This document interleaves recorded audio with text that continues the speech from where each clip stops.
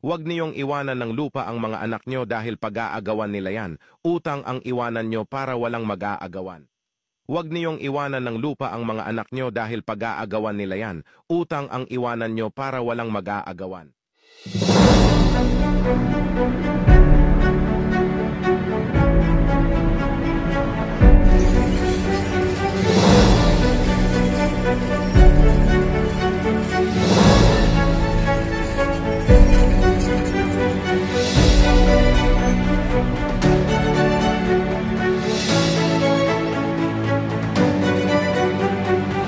Pasok tayo rito mga bayan sa Sitio Pook.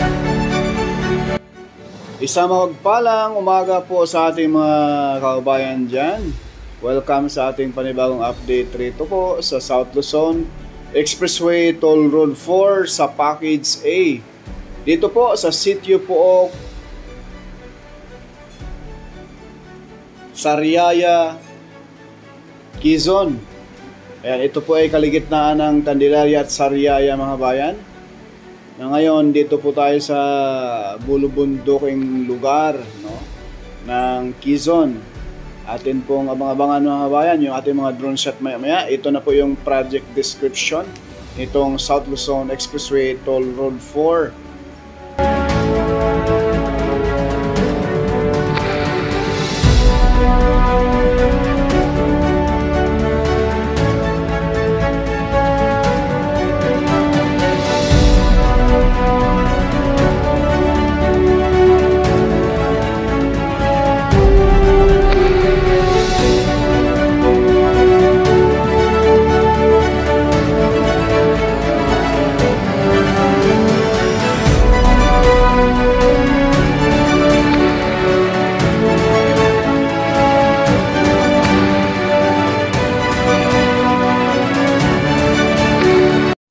Ayan po mga bayan, ipakita ko po sa inyo yung mismong alignment at mapa nitong alignment ng SLEX TR4. Ayan po yung pinaka-end, Barangay Tayabas, Mayaw, Lucena City.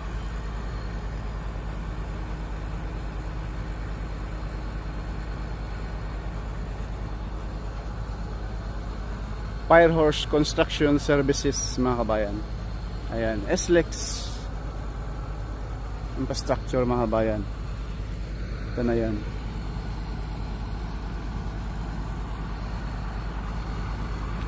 Diyan sa unahan, yan na po yung Sariaya Interchange sa Barangay Sampaloc 1.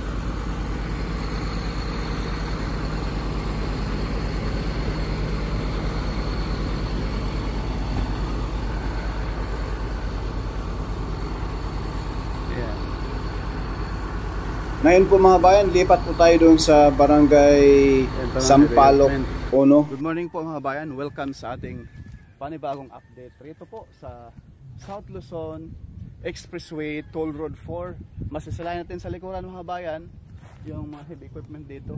Na rito sa area ay tinatambakan na po ng lupa.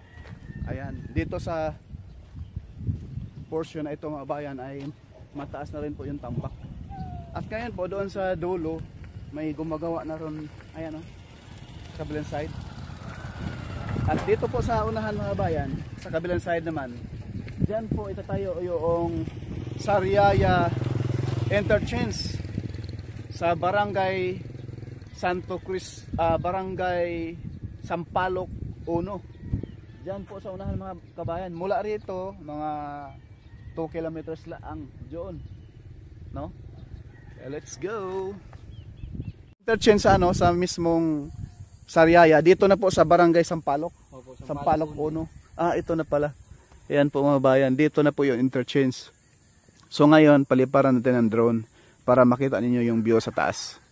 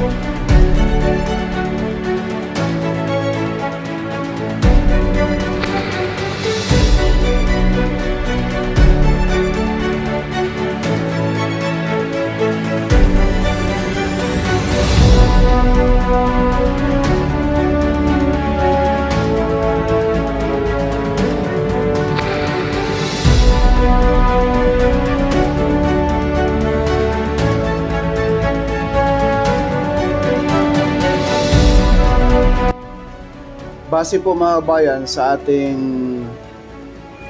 nalalaman sa mga engineer, dapat ang una kasing proposed yung mismong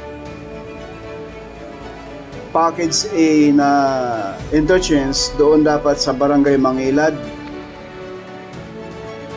Candelaria. So inusod dito sa mismong Sariaya sa may Barangay Sampaloc 1. Dito na po yung interchange ng package A, no?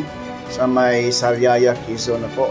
Hindi na po doon sa Candelaria sa may Barangay Mangilad. Base po sa ating engineer ngayon na ating nalaman, dahil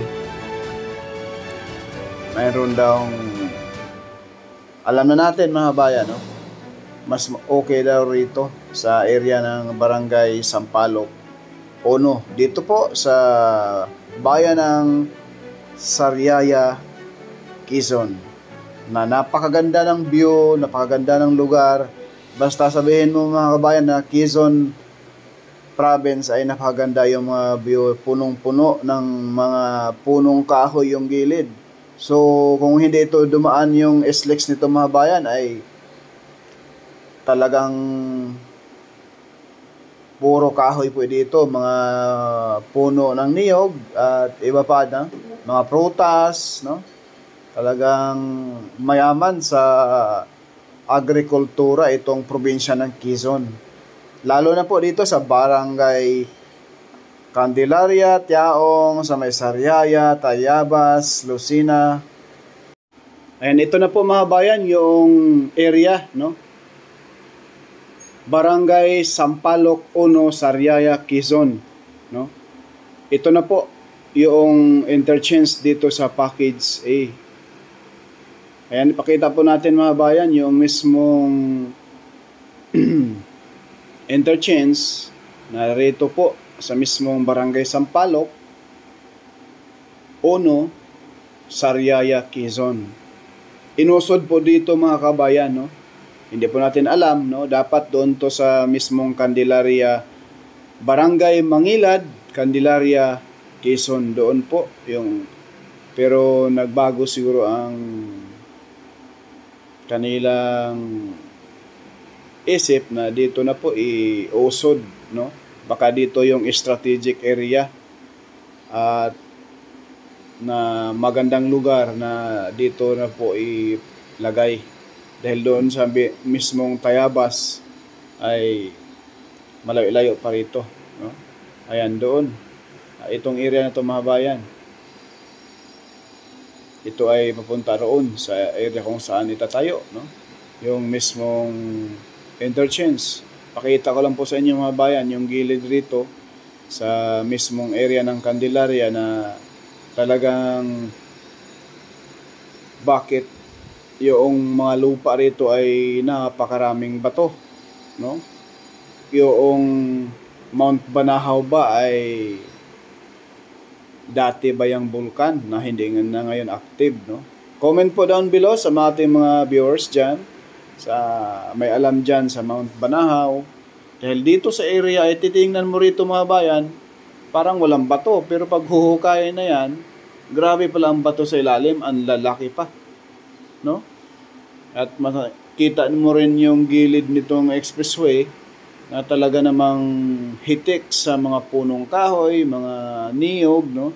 So yung mga niyog na kinakain natin, binibili natin dyan sa buong kamay nilaan, ay dito pala raw galing mga kabayan. Kaya napakayaman ng agrikultura itong Quezon Province. Hanggang dito lang muna mga kabayan yung ating latest update. Purka Studio po, nag-uulat dito sa Barangay Sampaloc 1, Sariaya, Quezon. Hindi sikat pero nag-aabot ng balitang tapat.